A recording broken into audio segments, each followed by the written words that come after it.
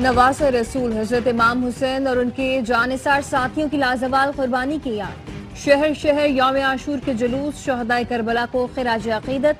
लाहौर में निसार हवेली से बरामद होने वाला आशूरा का मरकजी जुलूस रिवायती रास्तों पर रवां दवा करबला गामे शाह पहुंचकर खत्म होगा। कराची में यौम आशूर का मरकजी जुलूस हुसैनिया ईरानिया की जानिब रवां दवा। पेशावर और क्वेटा समेत मुल्क के दीगर शहरों में भी यौम आशूर के जुलूसों की सिक्योरिटी के सख्त इंतजाम।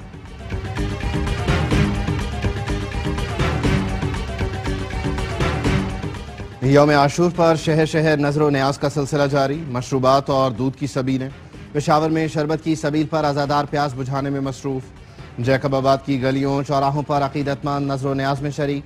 गवर्नर सिंध कामरान टिसोरी ने इस्लामाबाद में हलीम तैयार की और लंगर तकसीम किया।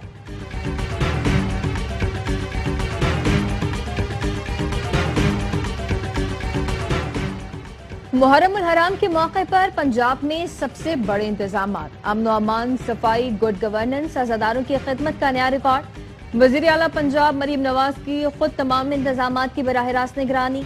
जुलूस व मजालिस की भरपूर सिक्योरिटी। 1,08,000 से ज्यादा एहलकार तैनात। सिक्योरिटी के लिए सेफ सिटी कैमरों से निगरानी। 24 घंटे फाल कंट्रोल रूम। अज़ादारों के लिए खुराक, पानी और शरबत का इंतजाम।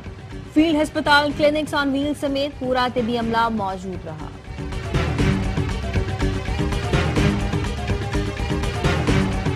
ऑपरेशन सिंदूर भारत के लिए कलंक का टीका बन गया।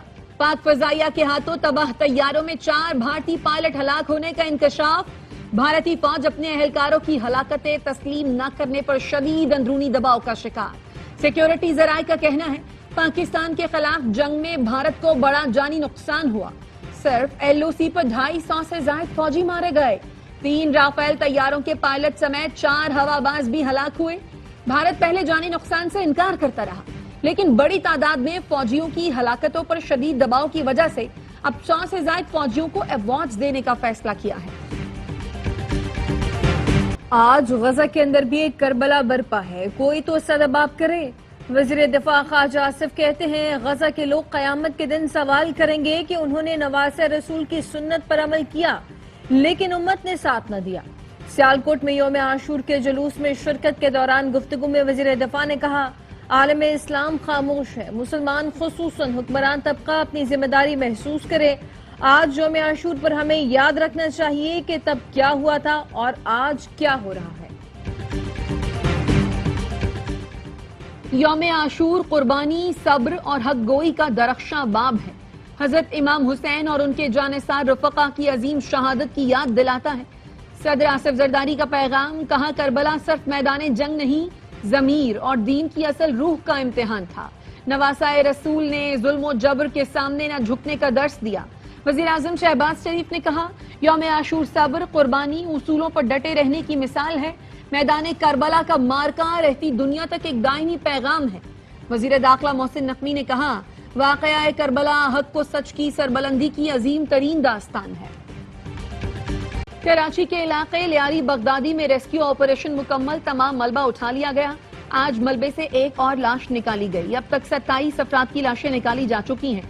9 खवातीन, 16 मर्द और 2 बच्चे शामिल। डिप्टी कमिश्नर साउथ कहते हैं मलबे तले किसी के दबे होने की इत्तला नहीं है। मुतासरीन के लिए आर्जी रिहाइश का बंदोबस्त कर लिया। हादसे में हलाक अफराद में से ज्यादातर का ताल्लुक हिंदू कम्युनिटी से है। मुतासरा इमारत के मलबे तले दबकर 50 से ज्यादा रिक्शों और मोटरसाइकिलों को भी नुकसान पहुंचा।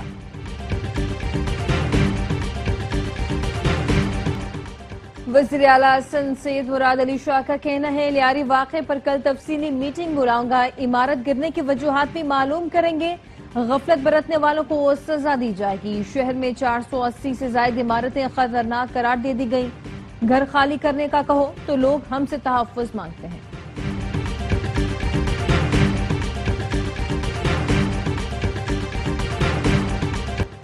कराची की आगरा ताज कॉलोनी में 7 मंजिला मखदूश इमारत खाली करा ली गई। बिल्डर से मुआवजा दिलाने के सरकारी वादे पर मकीन करीबी सरकारी स्कूल मुंतकिल। इंतजामिया ने इमारत की छत पर बनी टैंकी तोड़कर इमारत सील कर दी। मजीद कार्रवाई के लिए भारी मशीनरी मौजूद। गैर मुतवक्की सूरत हाल से निमटने के लिए पुलिस और फायर ब्रिगेड मौजूद। सिंध बिल्डिंग कंट्रोल अथॉरिटी ने लियारी आगरा ताज कॉलोनी में मखदूश इमारत के बिल्डर के खिलाफ मुकदमा कलरी थाने में दर्ज करा दिया। مقدمے کے مطابق بلڈر منصور شاہ اور نامعلوم ٹھیکیدار نے تعمیر میں ناقص میٹیریل استعمال کیا۔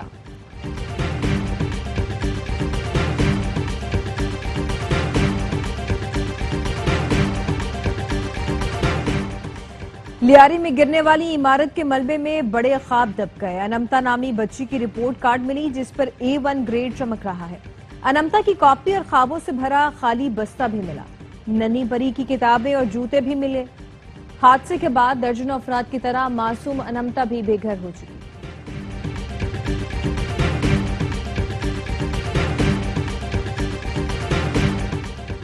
دریائے سوات میں ڈوبنے والا عبداللہ تاحال لاپتہ۔ ریسکیو 1112 کی غوطہ خور ٹیموں نے 10ویں روز بھی تلاش جاری رکھی۔ ملک بھر میں مانسون زوروں پر، لاہور میں تیز ہواؤں کے ساتھ بادل برسے۔ گجرات میں بارش کے بعد نشیبی علاقوں میں پانی جمع ہو گیا۔ نوشہرہ، بنو اور گردنواں میں بھی کہیں ہلکی کہیں تیز بارش۔ دیر بالا اور محمد میں بارش سے ندی نالوں میں طغیانی، کئی رابطہ سڑکیں سیلابی ریلے میں بہہ گئیں۔ PDMA کے مطابق خیبر پختونخوا میں تیز بارشوں اور فلش فلڈنگ سے 24 گھنٹوں کے دوران 5 افراد جاں بحق ہوئے۔ کہوٹہ میں شدید بارش سے پانی گھروں اور دکانوں میں داخل ہو گیا۔ راولپنڈی اور گجرانوالہ میں چھتیں گرنے سے 2 افراد جاں بحق، 6 زخمی۔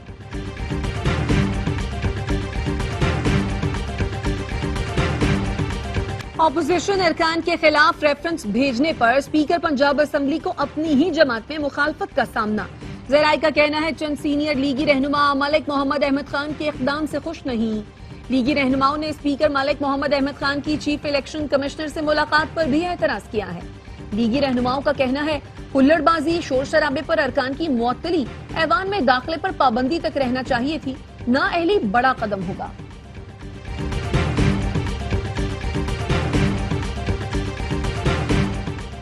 ملازمت کا جھانسا دے کر لوگوں کو غیر قانونی طریقے سے یورپ بھجوانے والے 4 ملزمان گرفتار۔ FIA نے رانا جمشید، شعیب عبدالقیوم، شہزاد رضا کو گجرات اور گجرانوالہ سے گرفتار کیا۔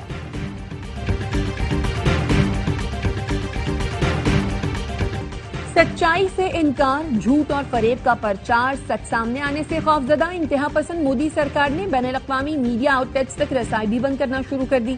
پاکستان کے معتبر نیوز چینل ARY سمیت 16 پاکستانی YouTube چینلز پر پابندی کے بعد اب بین الاقوامی خبر رساں ادارے روئٹرز کا ایکس اکاؤنٹ بھی بلاک کر دیا، جس کا مقصد حقائق چھپانا اور مودی سرکار کی گھناؤنی پالیسیوں پر پردے ڈالنا ہے۔ ایران کے سپریم کمانڈر خامنائی اسرائیل سے جنگ کے بعد پہلی بار منظر عام پر آ گئے۔ تہران میں مجلس میں شرکت کی۔ مجلس میں شریک افراد نے خامنائی کے حق میں نعروں کے ساتھ ان کی حمایت کا اظہار کیا۔ ایران اور اسرائیل کے درمیان جنگ کے دوران خامنائی نامعلوم مقام پر منتقل ہو گئے تھے۔ غزہ میں اسرائیلی فورسز کے حملے جاری، 24 گھنٹے میں مزید 78 فلسطینی شہید۔ 2 ماہ کے دوران امدادی مراکز پر حملے میں شہید فلسطینیوں کی تعداد 700 ہو گئی۔ امریکی تجویز پر جنگ بندی کے انعقاد پر گفتگو کے لیے اسرائیل کی مذاکراتی ٹیم آج قطر روانہ ہوگی۔ اسرائیلی وزیراعظم نتن یاہو کا کہنا ہے حماس کی طرف سے قطری تجویز میں تبدیلی کی درخواست قبول نہیں۔ حماس کی جنگ بندی کے تجویز میں 3 ترامیم کی درخواستیں، مستقل جنگ بندی، اقوام متحدہ کے زیر نگرانی امداد کی تقسیم اور غزہ سے اسرائیلی فورسز کا مکمل انخلاء شامل۔ تل ابیب میں اسرائیلی وزیر اعظم نیتن یاہو کی حکومت کے خلاف احتجاج، یرغمالیوں کی رہائی اور غزہ میں جنگ بندی کا مطالبہ۔ نیتن یاہو کے خلاف نعرے ڈکٹیٹر قرار دیا۔ مظاہرین کا کہنا تھا نیتن یاہو اقتدار میں رہنے کے لیے لوگوں کی جانیں لے رہا ہے۔ غزہ میں بے گناہ لوگ مر رہے ہیں، ہماری یرغمالیوں کی جان خطرے میں ہے، کسی کو کوئی پرواہ نہیں۔ نیتن یاہو مقدمات سے بچنے کی کوشش کر رہے ہیں۔ برطانیہ نے شام سے سفارتی تعلقات بحال کر لیے۔ برطانوی وزیر خارجہ ڈیوڈ لیمی کا دمشق کا دورہ، شام کے عبوری صدر احمد الشرا اور وزیر خارجہ اسد الشیبانی سے ملاقات کی۔ ڈیوڈ لیمی نے کہا برطانیہ سفارتی تعلقات اس لیے بحال کر رہا ہے کیونکہ یہ ہمارے مفاد میں ہے کہ ہم نئی حکومت کو ایک مستحکم، زیادہ محفوظ اور خوشحال مستقبل کی تعمیر کے وعدے کی تکمیل میں مدد دیں۔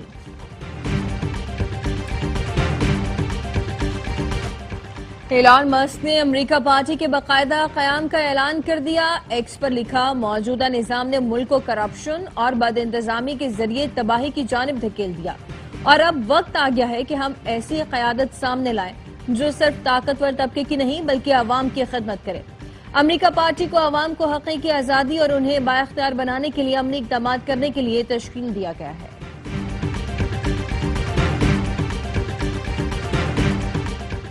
پاکستان سے دو طرفہ کے بجائے 3 ملکی سیریز ہوگی، افغان کرکٹ بورڈ کی تصدیق۔ چیئرمین میر وائز اشرف نے میڈیا سے گفتگو میں بتایا، پاکستان سے اگست میں T20 سیریز شیڈول ہے۔ سب سے اچھی بات یہ ہے کہ پاکستان نے سیریز UAE میں کرانے کا کہا ہے۔ پاکستان کی تجویز پر ایک اور ٹیم UAE کو شامل کیا جائے گا۔ چاہتے ہیں ایشیا کپ کے لیے بہترین تیاری ملے۔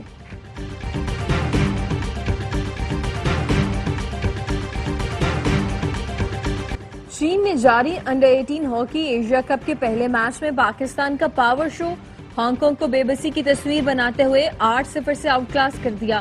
شہباز حسن، عبداللہ اور فاروق نے 2-2 گول کیے۔ ویزا تاخیر کی وجہ سے قومی ٹیم میچ سے چند گھنٹے پہلے چین پہنچی، بغیر پریکٹس شاندار کھیل پیش کیا۔ ساؤتھ ایشین کراٹے چیمپئن شپ میں پاکستان کے حذیفہ ارشد چھا گئے۔ انڈر 10 کیٹیگری میں گولڈ میڈل جیت لیا۔ کولمبو میں ہونے والے ایونٹ میں پاکستان کے مجموعی میڈلز کی تعداد 9 رہی، 1 گولڈ، 1 سلور اور 7 برونز جیتے۔ خواتین کی انڈر 21 50 کلو گرام کیٹیگری میں عریشہ ندیم نے کمال کیا، 1 سلور اور 2 برونز میڈل جیتے۔ ایشین چیمپئن شپ کی فاتح پاکستان ویمن نیٹ بال ٹیم لندن پہنچ گئی۔ قومی ٹیم نے فائنل میں مالدیپ کو ہرا کر ٹائٹل جیتا تھا۔ قومی پلیئرز کہتی ہیں وزیر اعظم کی حوصلہ افزائی سے اعتماد ملا، چاہتے ہیں عوام بھی دل کھول کر سپورٹ کرے۔ اور حضرت فرید الدین مسعود گنج شکر کے عرس کا آخری روز، اندرون اور بیرون ملک سے آئے ہزاروں زائرین کی شرکت، زائرین بہشتی دروازے سے گزرے۔ عرس کی تقریبات آج دیوان مودود مسعود چشتی کی دعا پر ختم ہوں گی۔